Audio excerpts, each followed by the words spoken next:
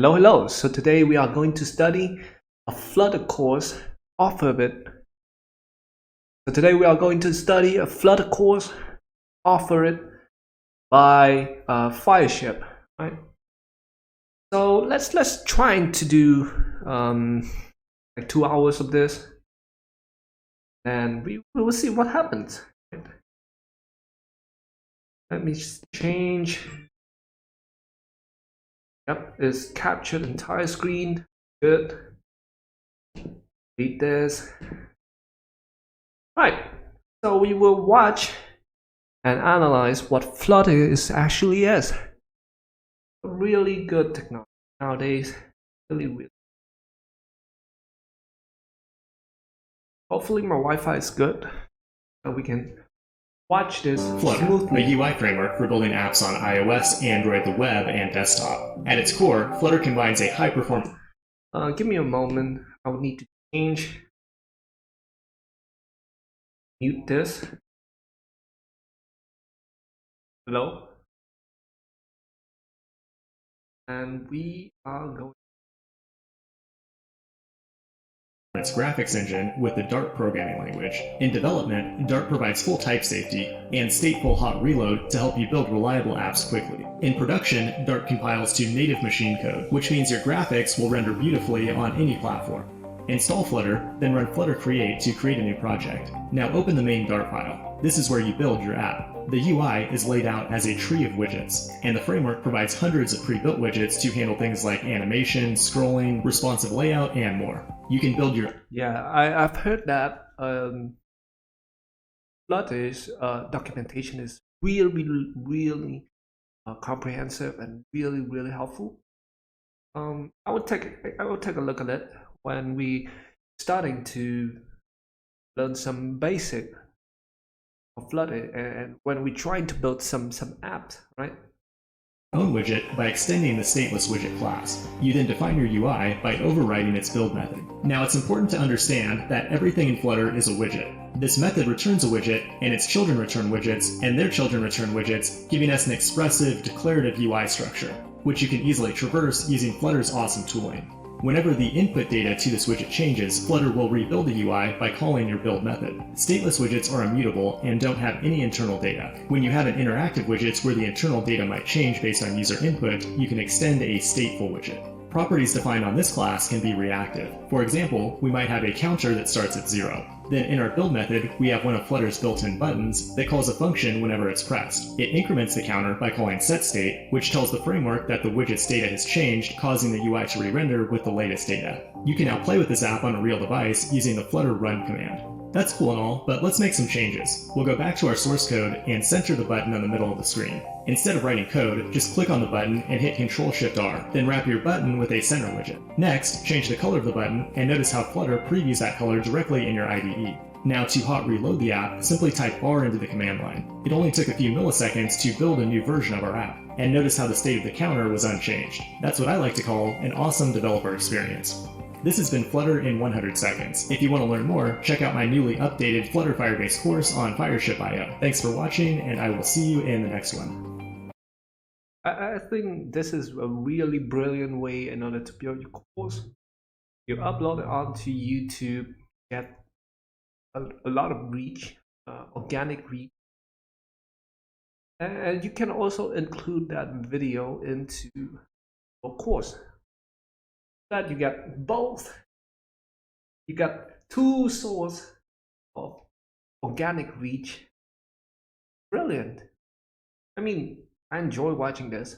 It's not like something that I feel like is like the course is nice. All right. So let's continue. Yeah, let's move on. Move on to. So what we need to do.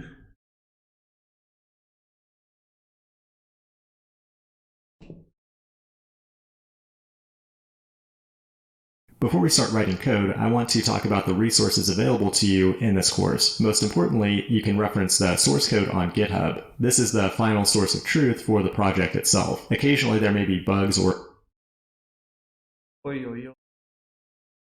Wi-Fi. Let me turn on my data so that we can study. Updates that result in slight differences in the final source code versus what you see in a video. It also contains specific package versions that I recommend you use when building your own app. When a package releases a new major version, it could result in a breaking change in the course, so it's best to use the same versions that you find in the source code. In addition, I built a utility in Node.js to help populate the database with some dummy data. It's an optional utility, and I'll explain how to use it in the data modeling video. You'll find links to all these resources in the video description. Now, if you run into any problems or get stuck at any point, I highly recommend that you join our Slack channel so you can chat with me personally or other Flutter developers. The course itself is focused on native mobile development for iOS and Android. Flutter can also compile to the web and desktop, but we won't focus on those targets in this course. Like I mentioned in the intro, this is... Okay, I need to connect to It's an intermediate level course and expects that you have at least a basic understanding of programming concepts, especially with a curly brace language like JavaScript or C#.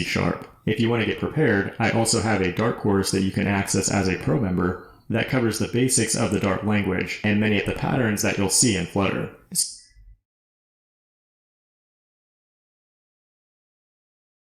yes. So without further adu, let's get started by installing Flutter on Windows and macOS. Yes, we are going on to installing Flutters. I think you'll need to install. In this video, I don't think we need to install Dart separately. And it is going to be implemented into Flutters simultaneously. When we install Flutters, it's already include Dart, since Dart is the language used for Flutters. So yeah, it's going to be a heavy file, so that it would take a long time to download. we'll look at the installation and setup for Flutter, as well as all the tools that you'll need for mobile development on iOS and Android. You'll want to go to the install instructions in the official Flutter docs. The process is basically the same for both Windows and macOS. I'm using Windows to produce this course, so that's what I'll show you here. But I do also have a Mac, and I would highly recommend owning one if you plan to launch your app on the Apple App Store. In any case, the first thing you'll want to do is download the zip file from the documentation. Download it anywhere you like, then extract it to somewhere that is not in the programs file directory. On my system, I have it extracted in the C drive to the source directory. It contains a bunch of files related to the Flutter SDK. The important one I want to point out here is the Flutter console, which when clicked will bring up a terminal session running the Flutter. Well, let me go on to my Flutters. I downloaded before, guys. I recommend you to download it. Go somewhere with high Wi-Fi speed. That once you download, it's not going to be corrupt. Yeah, when you download it, you would get a Flutter file. I think I have it here. What's that? I'll need to delete some of this. Delete. That takes like 20 to 40 gigs of data on my storage. Let me go. Where did I save it? That's weird. Program file. Git Node.js.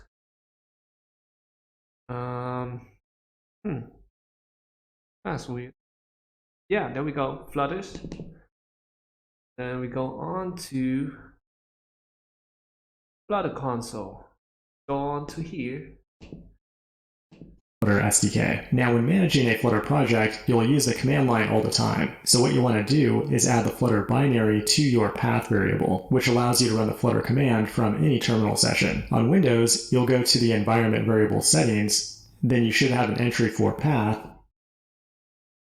Right. Go to Window environment. Hey. Oh, there we go. And then you can add the path to the Flutter binary as a new entry in this window.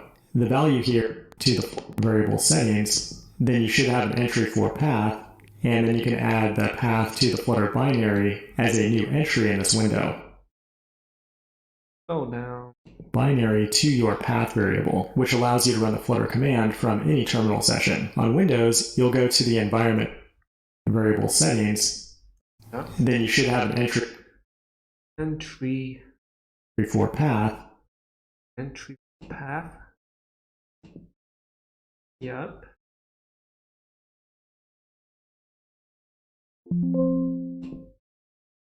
And then you can add the path to Go to path. Do we have the Flutter bind? So we need the this.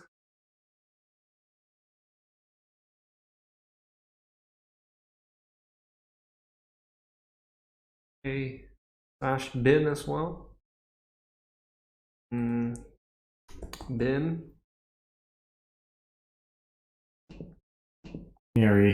As a new entry in this window. The value here is wherever you decided to extract the Flutter SDK previously. If you're on a Mac, you'll want to do this as well, and there's instructions in the official docs for that. Okay. From there, go ahead and open up a terminal session. I'm using the integrated terminal in VS Code along with Git Bash, but feel free to use PowerShell or whatever you prefer. So we go Flutter version. Go on to our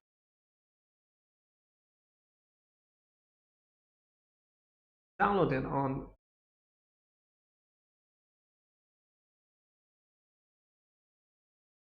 command prompt. Flutter version. Let's see what will it run.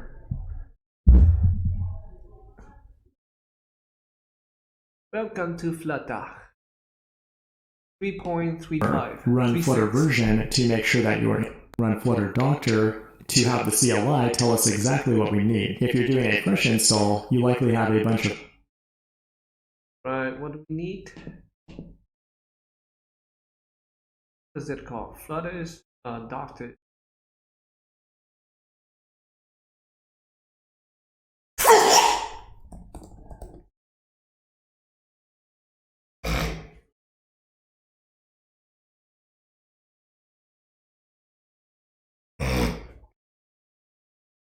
Oh.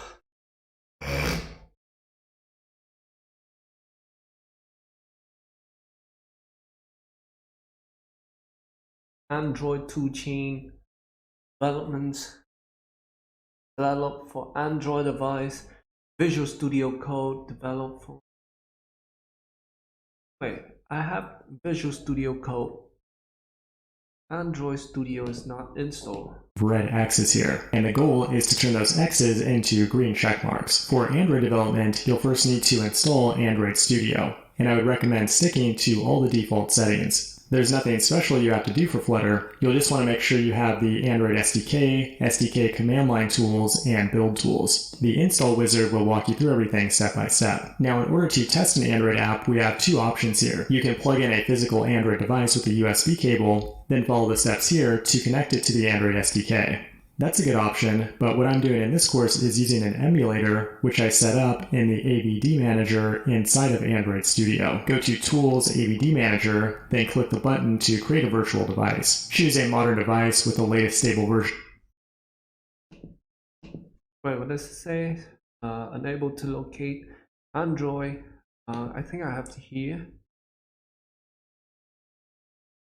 Download Android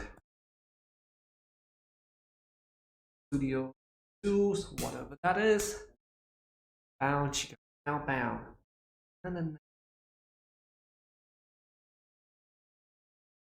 Okay. Chicken.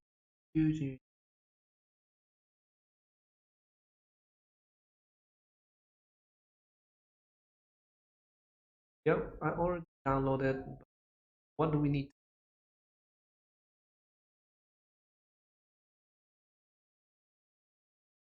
Of Android, and you should be good to go. Either option works, so choose whichever. Right, install Flutter, add Flutter to your patch, run Flutter, download and configure emulators. Bam, bam. What does it say? Is enable install from on the first launch. It will assist you in installing the component. If the Android SDK has been downloaded to a custom location, please use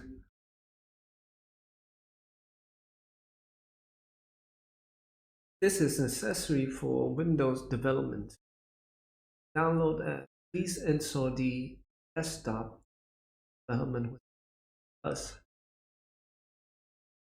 including all the components. Right, we go on to YouTube.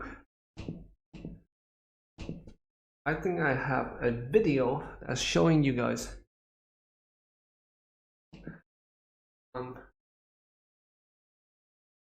download Flutter.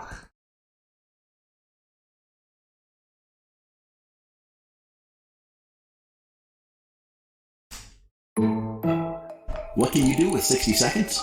At Vulture, you can deploy a cloud server. Or you can cook whatever this is. Installation. Click on environment variable. Type the command flutter.app. I'm installing and install Android Studio. So open your downloads folder, then Download folders.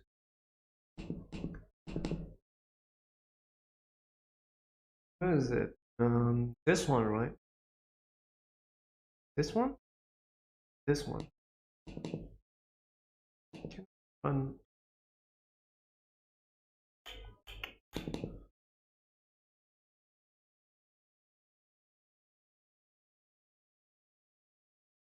open Android Studio setup. Android Studio.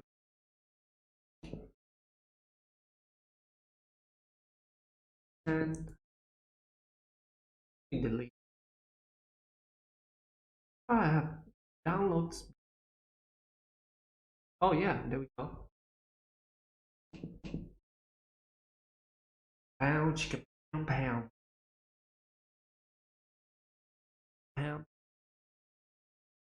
My heart start pumping.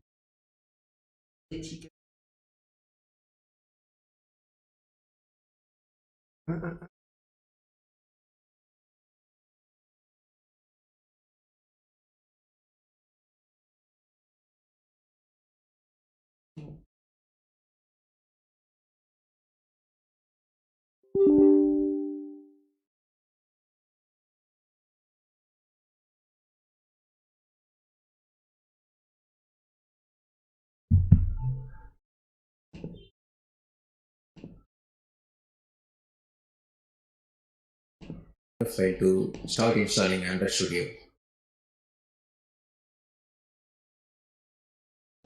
I'm installing Android Studio with default options. Once the installation is completed, click Finish. It will automatically launch Android Studio. Click OK on the Import Settings dialog box. Once it's loaded, Get you. Oh.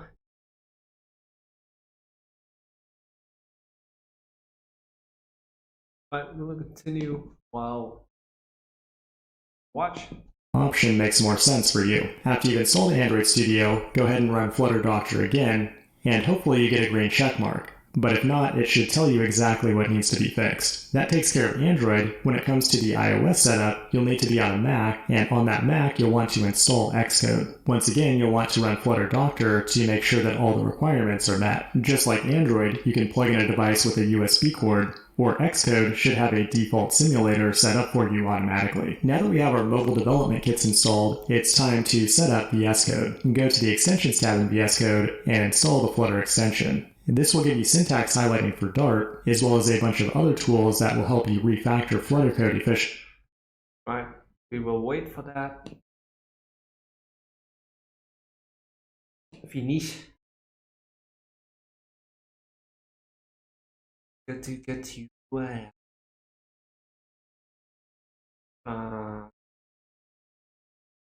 Android Studio, we got another new apps.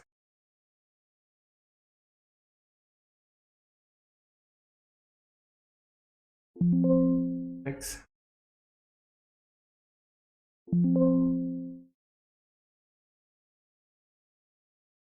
You will see Android Studio Setup Wizard.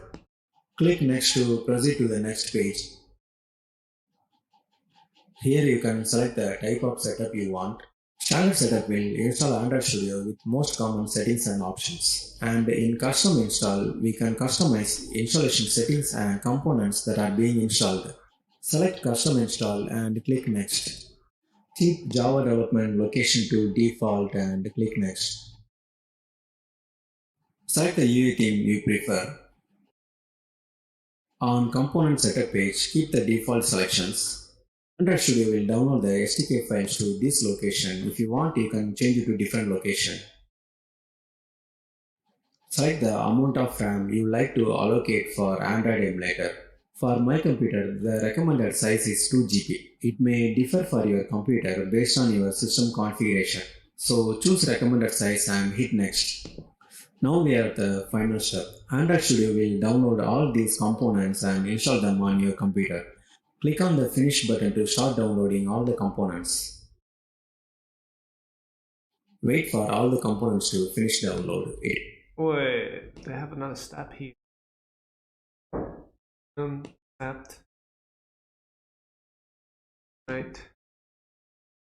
Accept. Right. Accept. Finish. It will take some time. Ow. Ow. Ow. If you see any prompt like this, click yes. Alright, all the components are downloaded. Also, Android Studio has set up a new virtual device as well. Click on the Finish button. Now that we have installed Android Studio and its components, let's run Flutter command once again to see if there are any issues. Flutter have found one issue. It says that Android license not accepted. It also has the command that we need to run to fix the issue. So let's run the command. Flutter dash. Get you. Oh, why it takes so fucking long?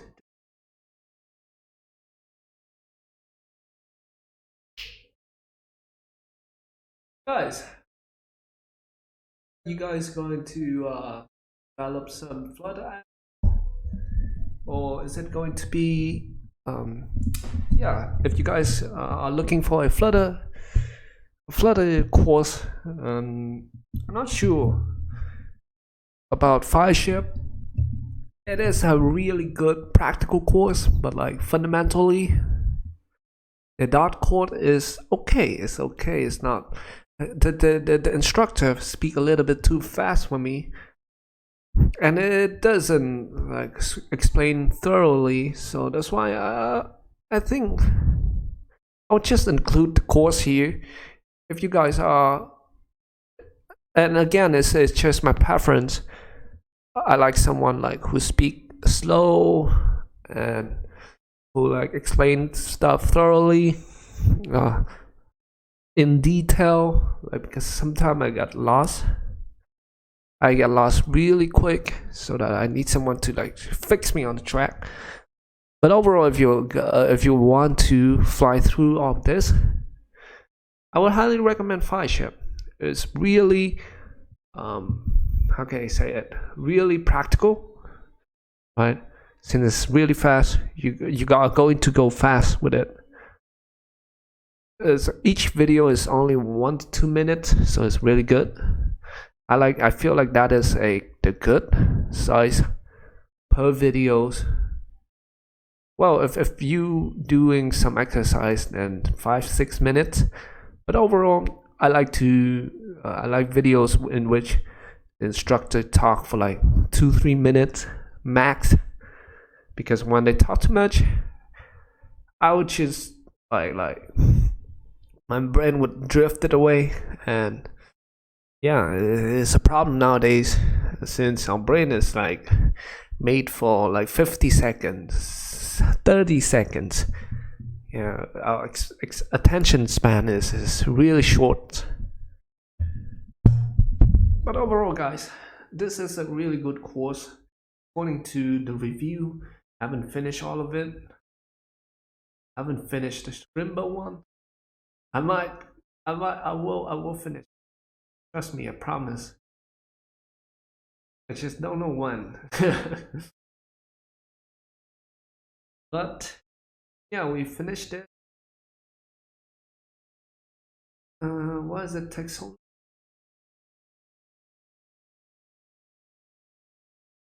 I'm trying to go through the basic training, and then we will build app tomorrow. Let's see what can we build. What are we building? I'm assuming it's a really good project that we can put onto our portfolio. Finish the portfolio as well. Shame on me. Been a little bit lazy this day. Well, I still 10 hours, but focusness speaking, I focus for like 6 hours max, and then 4 hours is just like it's just like chilling and working, so it's not really effective.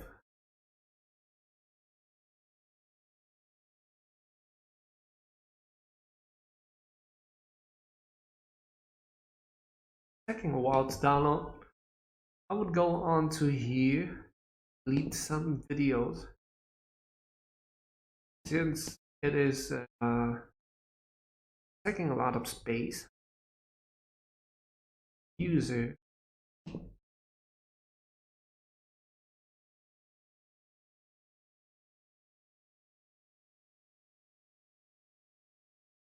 OneDrive, no, video.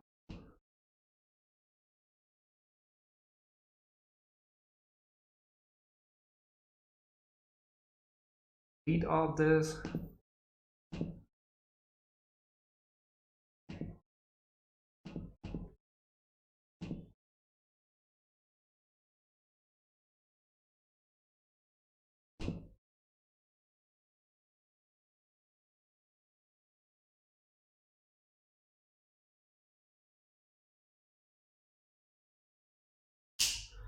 She got you, wow.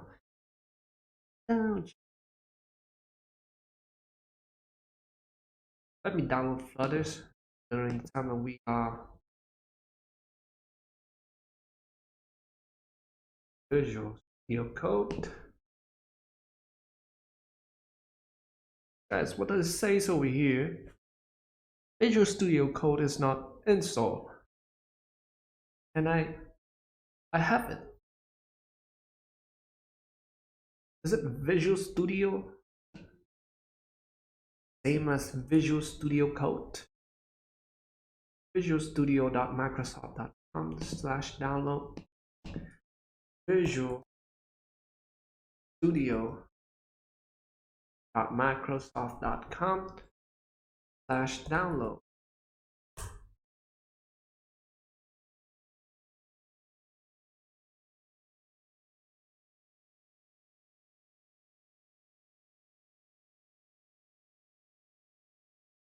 Oh, so it's another app. We need to download Visual Studio, not Visual Studio Code, but Visual Studio development, desktop development with C++. So that is what we are supposed to download.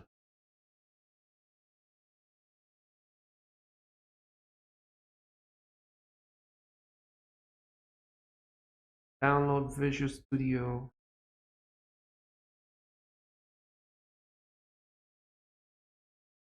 Please install the desktop development with C++ workload, including all of its default components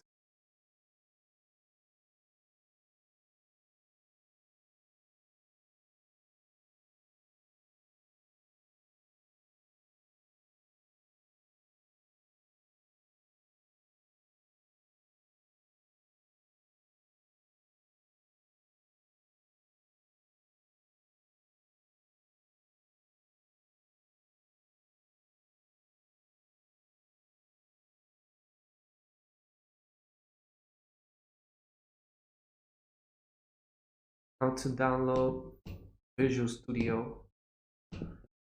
Not going to Visual Studio Code, but Visual Studio. Now to Visual Studio.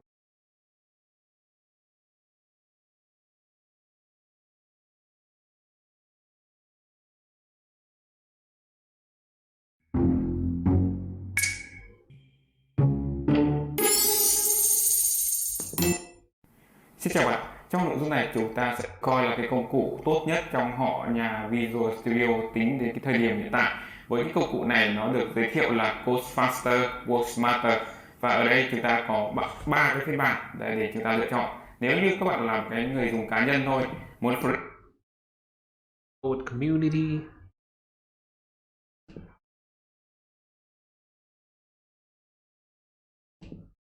free thì chọn cái phiên bản đầu tiên. Còn nếu các bạn làm một cái đội nhóm nhỏ thì chúng ta có thể sử dụng cái phiên bản Professional.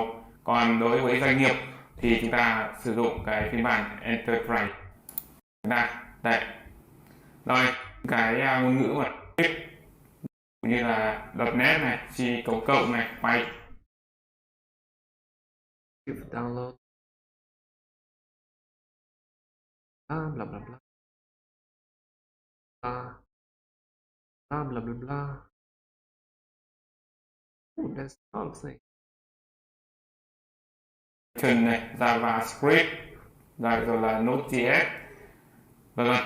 Rồi bây giờ chúng ta sẽ mở cái này lên. Oh, we kích have chuột vào it. đây và nó sẽ mở. Open file. Blah blah blah blah blah. Up. Up.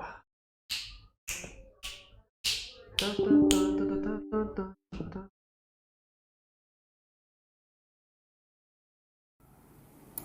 Có một hộp thoại chọn thì các bạn chọn yes nha. Sau đó thì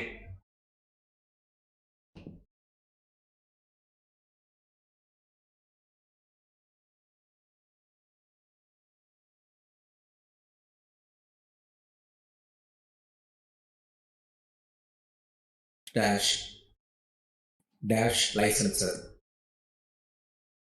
Go on to studies, doctors.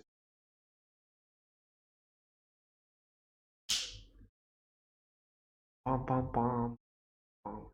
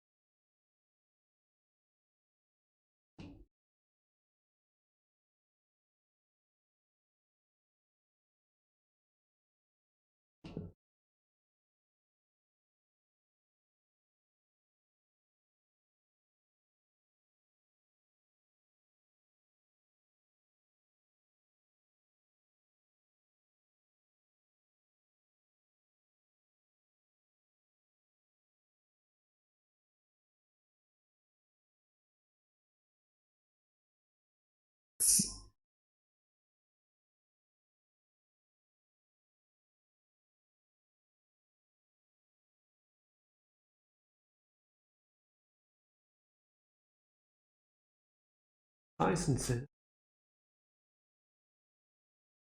I run the app.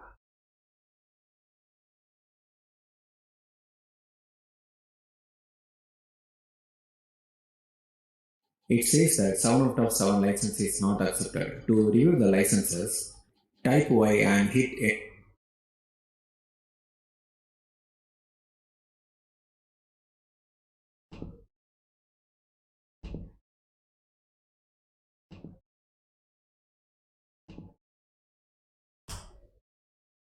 Flutter is not recognized. Which is cool. Happy.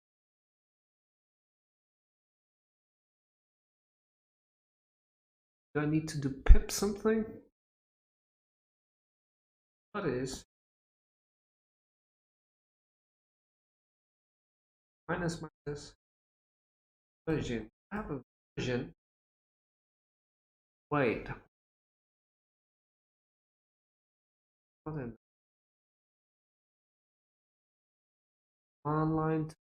components path to SDK.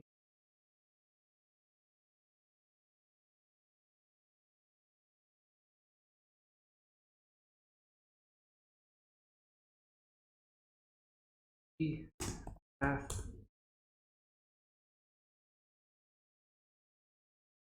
Where can we find that?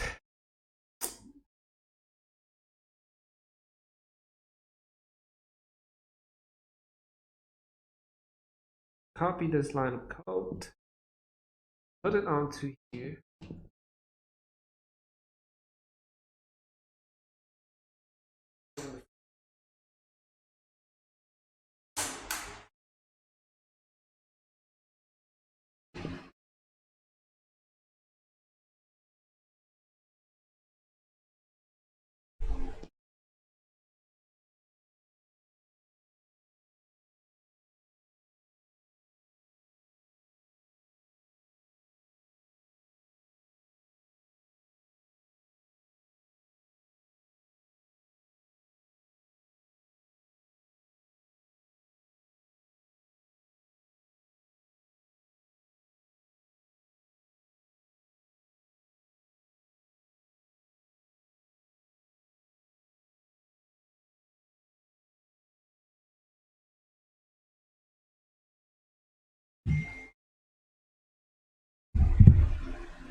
Oh shit, guys. Ran out of Wi-Fi. Ay ay ay. Faster.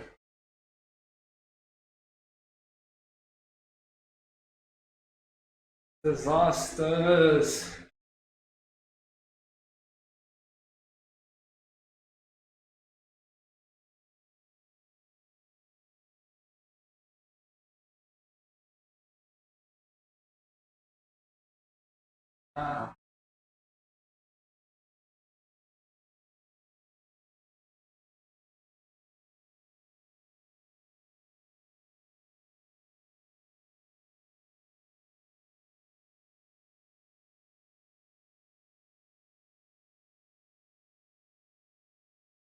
Complete disaster, guys.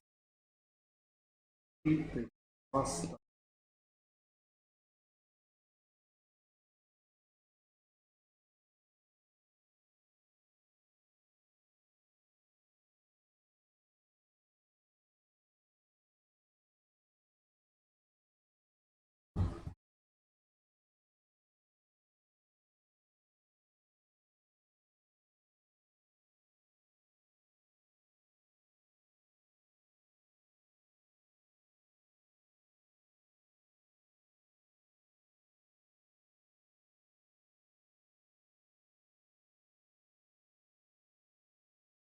I will need to download this.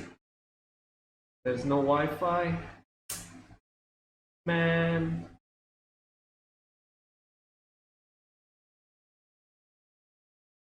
I will need to buy a Wi-Fi extenders so that I would have good Wi-Fi over here. The really shit Wi-Fi.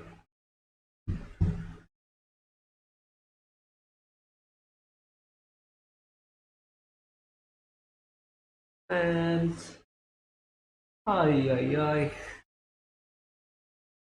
Guys, I would need to go to my company and download this.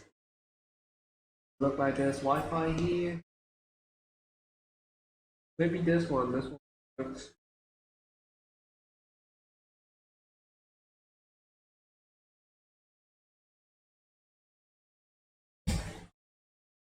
Oh, works. It works.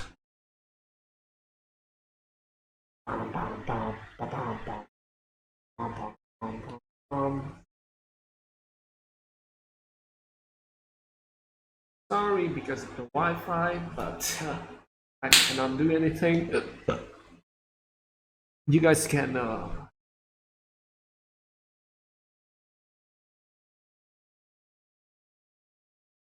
do some magic trick. Oh, fuck. Kurwa! No fucking Wi-Fi. Bam, bam, bam, bam, bam.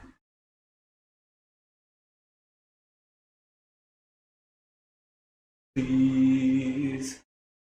2 hours. That's good. This is downloading. Please, Wi-Fi, don't be corrupt, so that I can download this smoothly. Why we need to go to company and download it tomorrow. Man, Wi-Fi has been like a pain in the ass over here. I don't need to buy a Wi-Fi extenders so that I'm going to go on to my room. Have good Wi-Fi.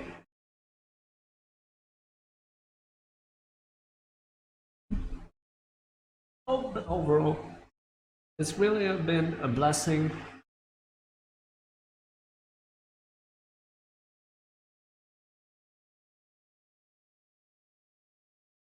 Taking a while. Let's continue watching this. Maybe in the meantime, we can download a what is it called? Visual Studio Code. We can download the extension. What's it called?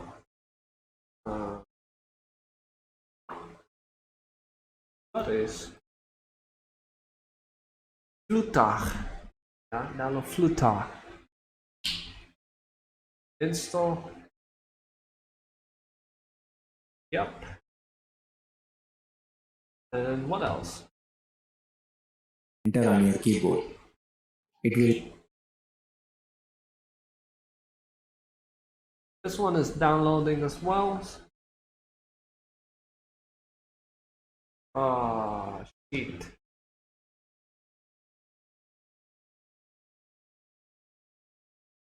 Try and close this.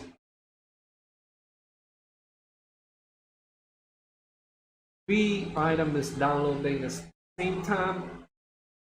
So yeah, let's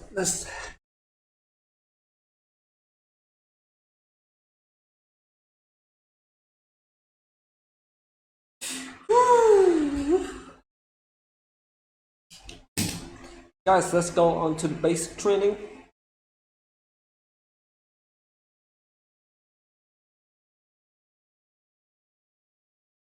Yeah, let's go on to this video and we would watch it. Wi-Fi is not working. Thank you. Flutter create a Flutter app with a bundle ID and dependency. I don't think I can do that. Dev2, find Flutter Dev2 at the bottom of the corner of VS Code, or click the link in the terminal. Not that as well.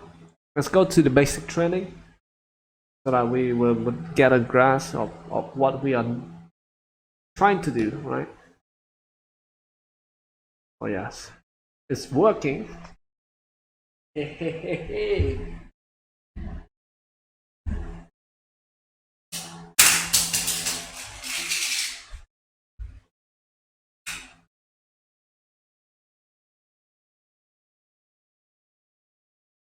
Ba ba ba ba ba ba ba ba ba.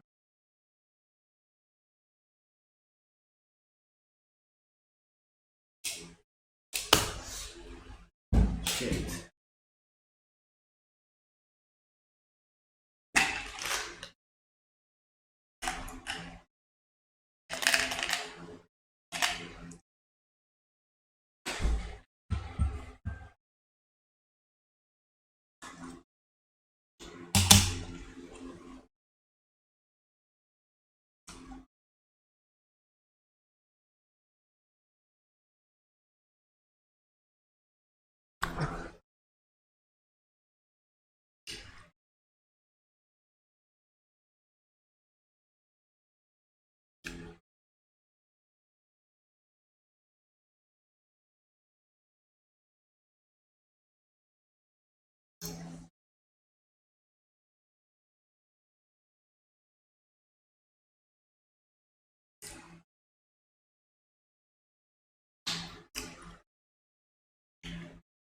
Welcome to Flutter Basic Training. By the end of this video, you'll be shipping apps on iOS, Android, the web, and desktop. Oh, I think I watched this.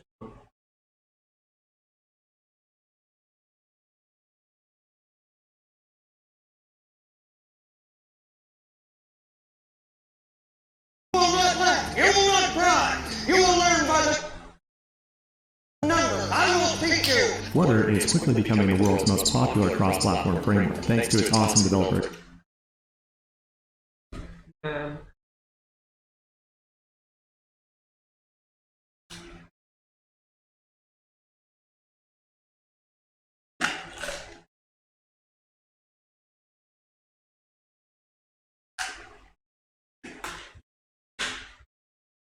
Experience and ability to ship high-quality apps on multiple platforms. It's unlike anything else out there, which also means that it has a steeper learning curve. To get good at it, you'll need to stop watching YouTube and start building something. I created a bunch of satisfying examples that we'll go through together, designed to make you a productive full-stack Flutter developer. There are certain things they don't tell you when you first get started, like it's 100 times faster to refactor your code by hitting Control period than it is to do manually. We'll look at a ton of productivity boosters like this, and at the end of basic training, I'll give you a certificate that you can frame on your wall. And if you want to go beyond the basics, I just released a brand new Flutter course available to pro members on Fireship.io. There's an ephemeral discount in the video description. To get started, you'll need to use the most important skill for any developer: following directions. Head over to flutter.dev and follow the install instructions for your system. Or if you want an easier way to get started, Dartpad allows you to edit and run Flutter code in the browser. Now open the terminal and create a new project by running flutter create. Now open it in VS Code and make sure to have the Flutter extension installed. At the bottom, you'll see an option to select a device, like Windows, Chrome, or a mobile emulator. I'm going to run my app in Android by running flutter run.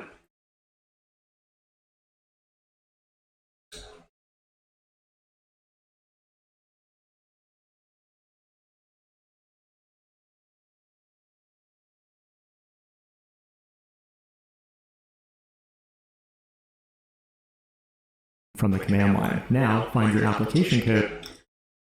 Wow.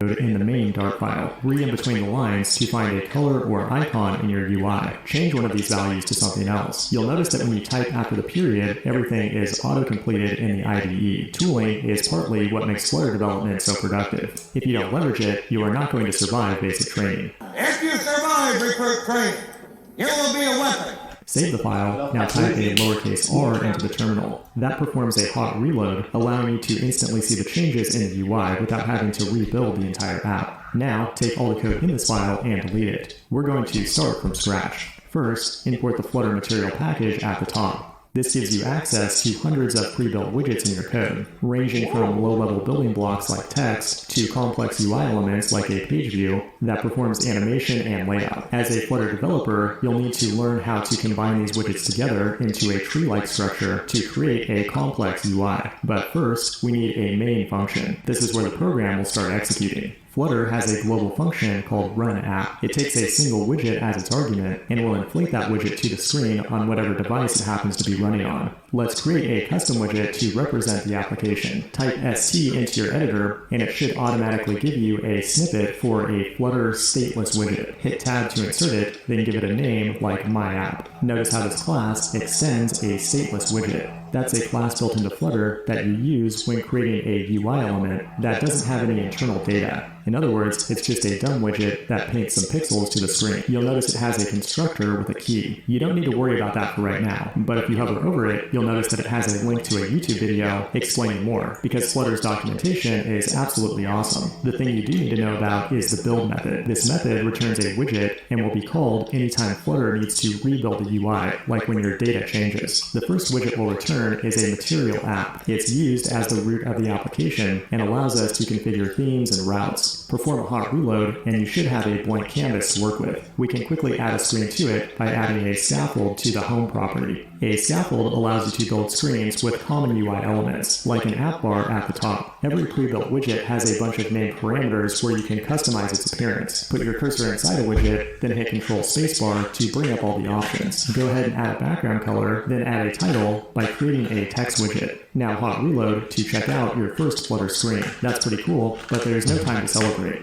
Now we need to talk about layout, or how do I put widgets where they need to go in the screen. The most fundamental way to lay out a widget is with a container. It's kind of like a div in HTML or a view in Android. It takes one child widget as an argument. We can make that a text widget for now, which will place it in the top left corner of the screen. You can think of it being surrounded by a box, and we can change the dimensions of that box by adding margin and padding. We can also customize things like the height, width, and color. We can also make the box look a lot cooler using the decoration property. It takes a box decoration widget as its argument, which allows us to customize things like the border, gradient, shape, and shadow of the box. Containers do a lot, but Flutter has some other widgets that are more focused. For example, if you just want to center a widget in the middle of the screen, you can do so by wrapping it with center. Now, you could write that code manually, but if you want to have a good time, you'll right-click on the widget or hit Control period to find the refactor tool, then select the option to wrap with center to write that code for you automatically. Another tip is that if you're using a container to apply some padding, use the padding widget instead. Or if you're creating a container with a fixed width and height, use the size box widget instead. But how do we deal with multiple related widgets like a row or column? That's where Flex Layout comes in. If you're familiar with CSS Flexbox, you'll be way ahead of the game here. Flutter provides row and column widgets used to lay out multiple children horizontally or vertically. Unlike a container that takes only one widget as a child, a column takes multiple children as a list. Create a column, then add 3 icons inside of it. You'll notice that each icon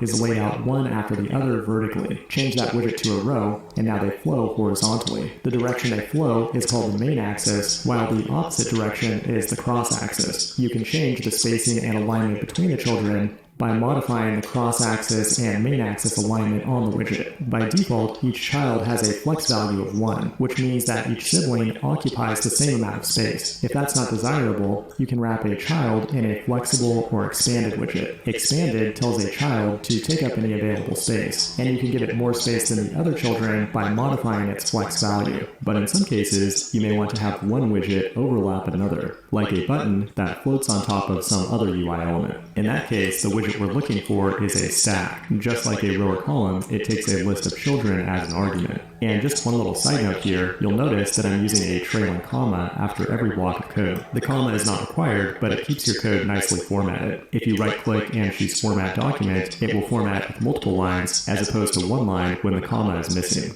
Now in our stack, we might have a container and an icon. If we want to display the icon on top of the container, we make sure that it comes after the container in the list. Now if we want to move things around, we can use position to move a widget into a specific spot. I like that there's like thingy over here. And I show you an icon or like a college or something like that. I really like it. This look neat.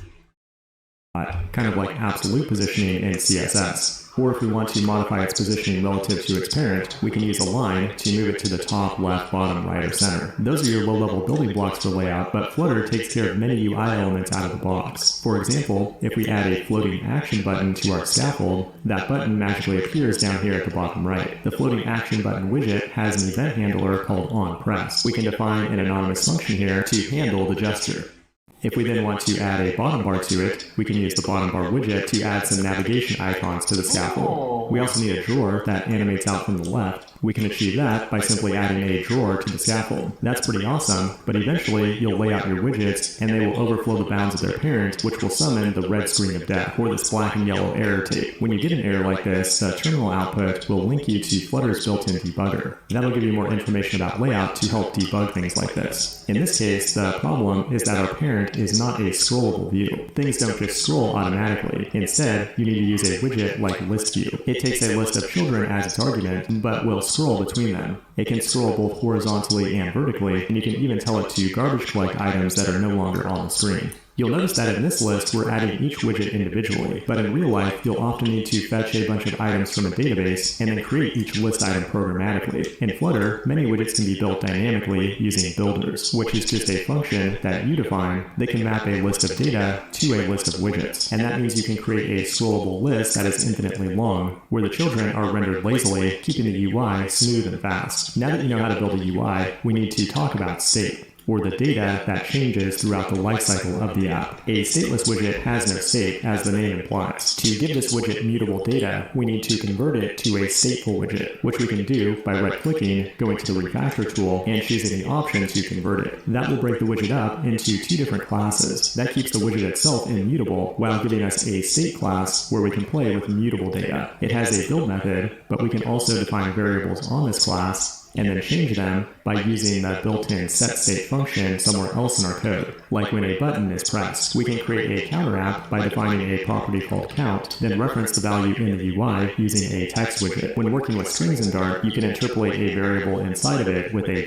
$sign. Now when our button is pressed, we call setState to change the value, and the widget will automatically re-render to reflect the latest data. Another thing you might want to do in a stateful widget is initialize data, like maybe fetch a record from a database. The initState method is called once when the widget is first initialized, and there's also another lifecycle hook called dispose that runs when the widget is removed from the UI. Now you should know that this is not the only way to manage state in Flutter. In fact, there are many different approaches and many strong opinions out there about this topic. In my full course, I use a package called Provider that allows us to share real-time data throughout the entire widget tree without ever needing to use a stateful widget at all. There are also full-blown solutions out there like Block and Qubit. The full course also contains a repo of the same app built with Qubit. I want to give a shout out to Raleigh Perez for putting that demo together. If you're looking to hire a Flutter developer, you'll definitely want to get in touch with him. Now that we have a fully functional counter app, the question becomes, how do we navigate to a different screen? Well, confusingly, Flutter has Navigator 1.0 and 2.0, and all you need to know for basic training is 1.0. At this point, go ahead and build two different stateless widgets, then give each one of them a scaffold. Make sure that each scaffold has an app bar at the top. In the first page, go ahead and add a button to the body of the scaffold. Now think of your navigation like a stack, where you can push and pop different screens onto it. To add a new screen to the top of the stack, we use Navigator push with the build context, then create a new material page route. The route expects a builder function, which then returns the screen that you want to render, which in our case will be page 2. Now do a full restart of the application by typing a capital R into the command line, and you should be able to navigate back and forth between the two pages. One magic thing that Flutter is doing here is adding a back button to the app bar, which under the hood is calling the Navigator pop method. That was easy, but I want to finish things off with something really cool. Flutter has a hero widget that can animate elements from one screen to another. So check this out. On page 1, I have an icon button with an image as the background. Then on page 2, I'm showing the same image taking up the full screen. That works, but I think we could do a little better. The magic comes into play when I wrap these images in a hero. The only argument the hero needs is an ID to identify it when it gets animated to the other page. Flutter will use the ID to keep the image in the UI on both pages while the navigation is taking place. Now on the other screen, we'll also use a hero widget with the image inside of it. When we navigate to this route, you'll notice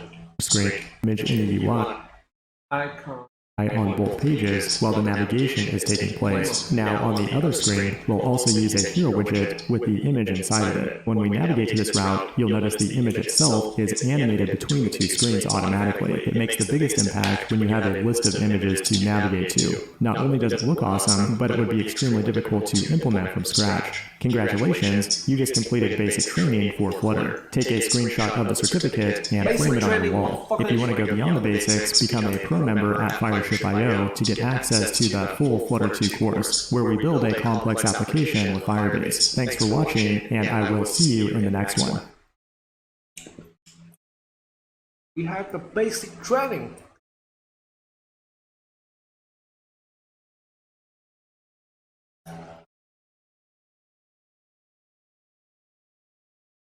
Now that you know some of the basics, I want to introduce async widgets. These are special widgets that don't actually have any UI of their own, but instead allow you to listen to or unwrap a feature or screen. If you're not sure what a feature or screen is, I covered that in detail in the Dart course. But basically, a feature is a one-time asynchronous event, while a screen is multiple asynchronous events that unfold in the future.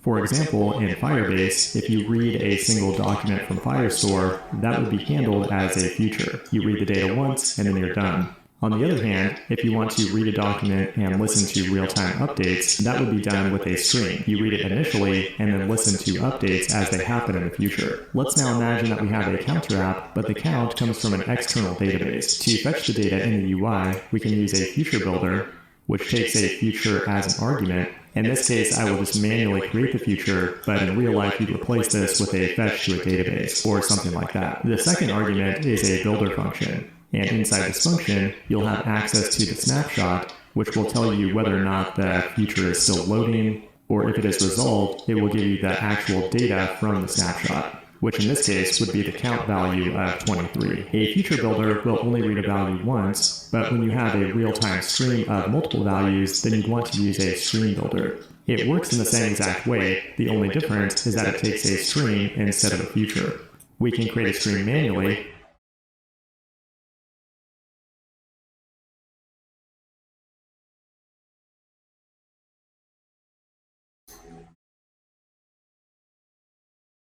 using stream from iterable to simulate a count that updates 4 times. Now, every time the stream emits a new value, the builder function will run to rebuild the UI with the latest data. And that's one way to work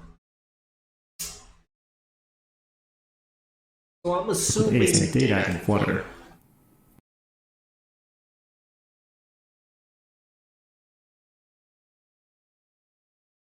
as if providers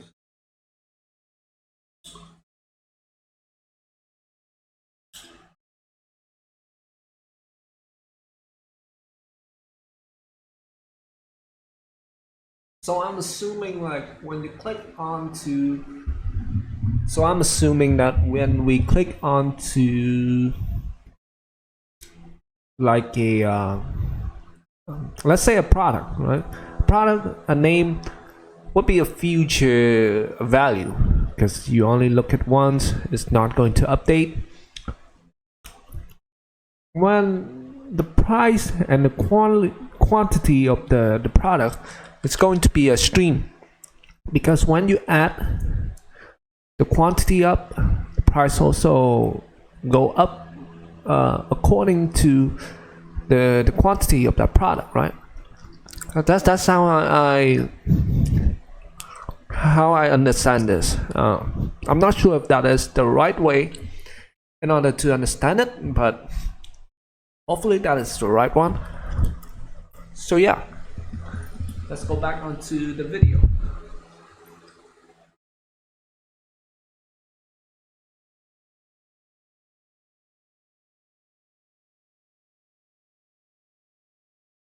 As we saw in the basic training video, Flutter provides a stateful widget to handle data that changes throughout the lifecycle of the application. This works fine, but there are a few limitations with stateful widgets. The first one is that the state is only available in that class. That means if you create a child widget that also needs to use the state, you'll need to pass it in as an argument or input property. And that's not easy to do if the widget tree is multiple levels deep and has many properties on it. Stateful widgets also make it hard to decouple your business logic from the UI, which can make your code hard to read and understand. There are many different libraries for handling state management in the Flutter ecosystem, but one of the most fundamental is the provider package. You can include provider in your project by adding it to the pubspec YAML file. Now imagine we have a counter app, just like the default Flutter app, where a user can tap a button to update a count. We could implement that with a stateful widget, or we could create our own counter state class that separates the data from the widget itself, and have it extend change notifier, which is a built-in class in Flutter. The purpose of this class is to define any data that changes throughout the lifecycle of the app, and then provide methods to mutate the data. Here we have an instance variable of count,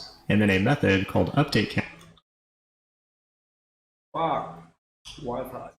that will increment it, and also called notify listeners. Notify listeners tells the Flutter framework to re-render when this value changes. The nice thing about this class is that it separates our business logic from the widget, so anything related to modifying data is right here and clearly readable to a developer. That defines our state. Now we need to provide it somewhere in the widget tree. The way we do that is by adding a change notifier provider widget so that all of its children will have access to this data. The widget needs to know how to create the initial state, which is done with a function that instantiates the counter state class that we just defined. Then it takes a child as the next argument. The real magic here, though, is that we can now access the state anywhere in the widget tree. All we have to do is go into our build method and call context.watch with the class that we want to watch, which in our case is the counter state. You can also write this as provider of counter state, which will do the same exact thing. Provider also has mechanisms for working with futures and streams that we'll look at later in the course. For now, the most important thing to know is that provider gives you a way to share stateful values throughout the entire widget tree.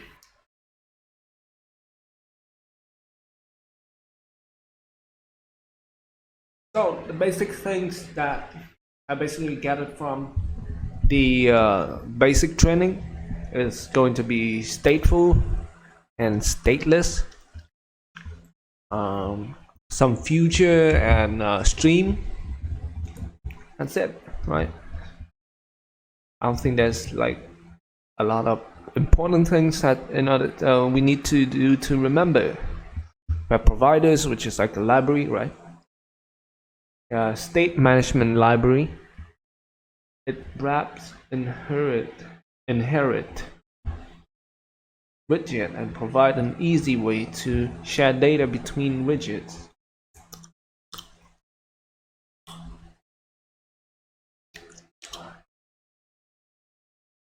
Okay, sounds good. Okay guys, tomorrow we will build this app, but tomorrow I would need to download a few things first, and then we would be able to build something by tomorrow, right? See you guys.